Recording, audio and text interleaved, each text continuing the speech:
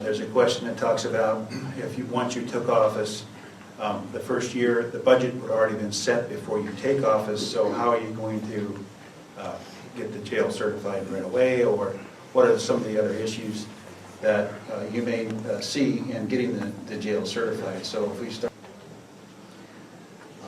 I'd like to speak to the jail certification. This is on the back of the sheet. It seems to be one of the things people are bringing up this election. The jail, this is not a certification by the state. It is the sheriffs of the state. We have a program that we self-inspect our own jails. And our jail, from the inception, has never been certified.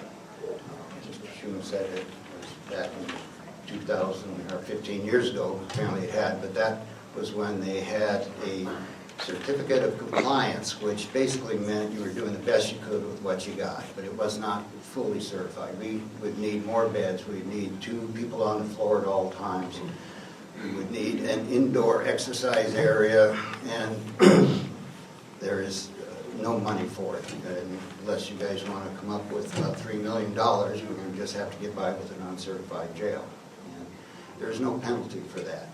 This program, for most of us sheriffs, especially in small counties like this one, it's goals. And it's for new sheriffs that come in and have no idea what they're doing with the jail, that the Sheriff's Association brings them in and say, look, this is what you need to do. And because it's usually not a top priority when people seek this job. Currently, by not having it meet the state standards, the certification as a sheriff is talking about, my understanding is that this costs the county a cut in liability coverage with ICREP, who insures the county. So the amount of insurance coverage has been reduced because we don't meet the standards. The other area, by not having it certified, you can't hold federal or tribal prisoners. I'm currently working as a tribal police officer. All of the prisoners that we arrest, I have to transport to Bonner County, where the Bonner County Sheriff's Office is getting $60-some per day for every prisoner that we take down. The sheriff is right, there are some challenges that would have to be met to try and bring the jail up to standards. Out of the 2014 review of the Sheriff's Office, let me get on the right page here. There are 7 mandatory standards that are not in compliance and 5 recommended standards not in compliance. Some of those you can look at and you can start to make. It may be to where to keep from getting overcrowded or to get the bed space, take 1 bed out to get the space you need, that if we reach a certain level, we may have to temporarily transport a prisoner or 2 to Bonner County or to another area to house him. But we don't want to do that. That's going to be expensive too. But we need to be looking at options. One of the options that I'm happy to hear about that will potentially reduce some of the problems in the jail is a drug court that we're looking to get started in our county, I believe June or July of this year. The drug court, the drugs, as I think everyone here is aware, not only contributes to the theft problems, but it's so far-reaching, the family members, the children, and other family members.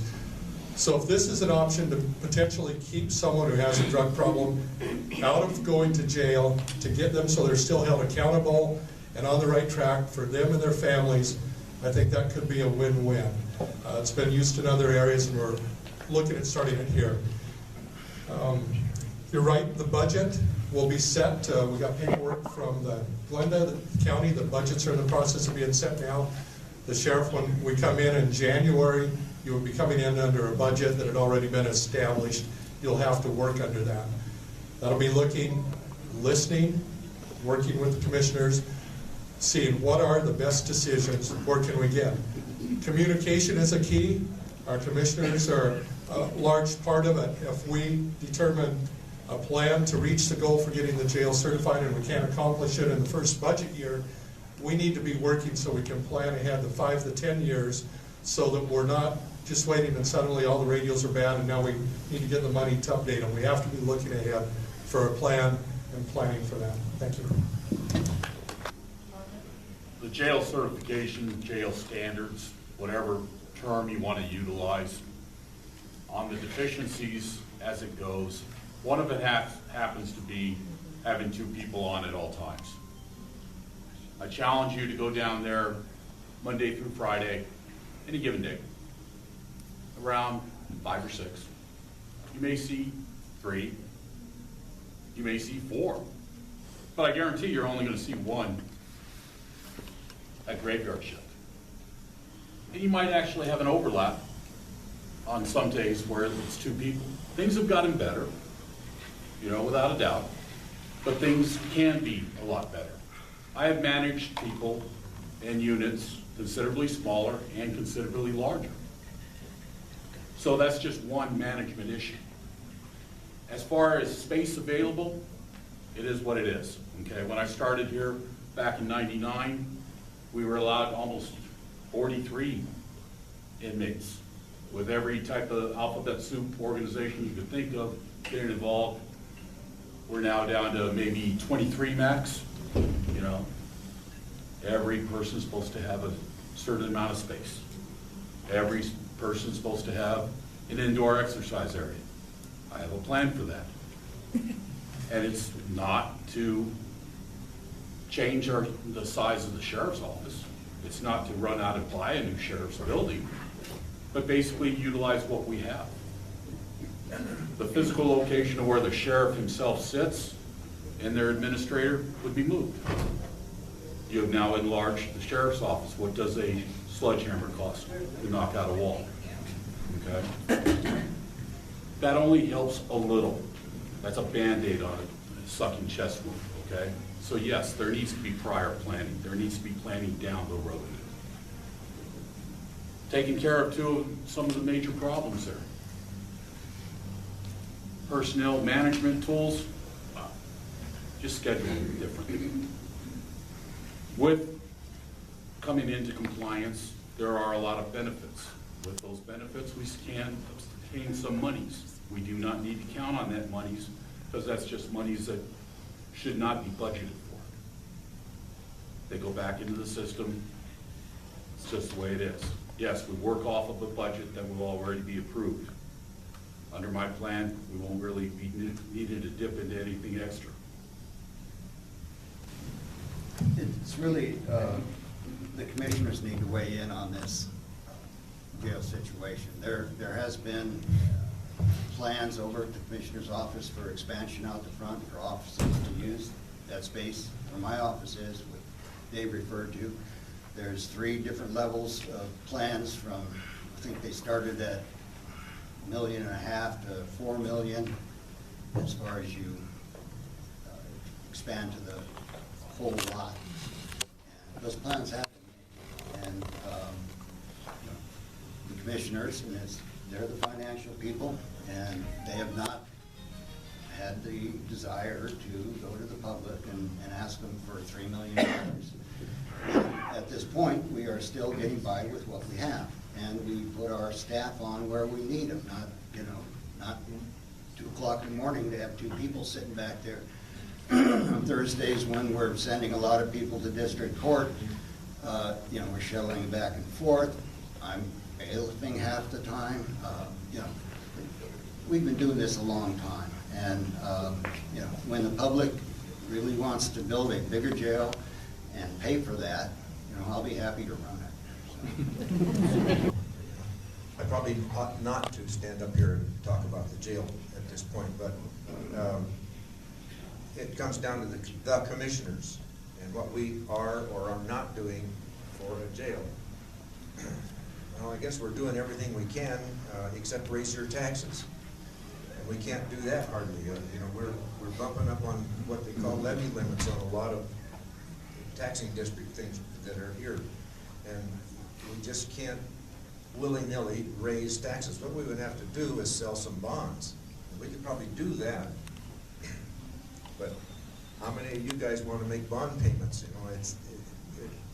We can't have what we have here in Bonners Ferry or Boundary County. I should leave Bonners Ferry out of it. That's somebody else's problem. We'd like to add on to the jail. And we'd like to do that, but then does that solve the problem? No, not really. We'd like to build, we'd like to do a lot of these things, and we listen to the sheriff when he comes to us with these plans. And we say, yeah, we sure would like to, but we just can't. I mean, it just doesn't work that way. And so I think that we need to, we're gonna have to do something with the jail one of these days. We're gonna have to. And we know that. And we also know that it's gonna have to be a bonding arrangement or a grant arrangement. We're gonna have to take some federal money. Nobody likes any of the things we're gonna have to do in order to get a new jail. So we just have to do the best we can until we make up our minds and we put it up to the people and we have a vote and we get some money. That's just the way it works. And I think that, well, I don't want to get any deeper into it, because it's a very complicated situation. So thank you for your ears. When we escaped from the Republic of California 20-some years ago, I was a reserve police sergeant for 10 years, one of the first females in California to have a position like that. And I was in charge of the reserve police program for training. And we had 75 reserves. And those guys and gals worked hard for free. Very few times did we ever get paid unless it was a special assignment. There are lots and lots of retired cops up here. I know because I relocated a number of them. And they are interested in becoming a reserve to help with the law enforcement around here, but they've been turned down. There's homicide detectives that I know of that, supposedly we don't have any murders here, but we do. And to have a true investigation by a professional that knows what they're doing. You could have reserves that work in the jail to help out. There are people that want to help in this community, and that's what makes this community so special. So why not use them? Thank you, Don.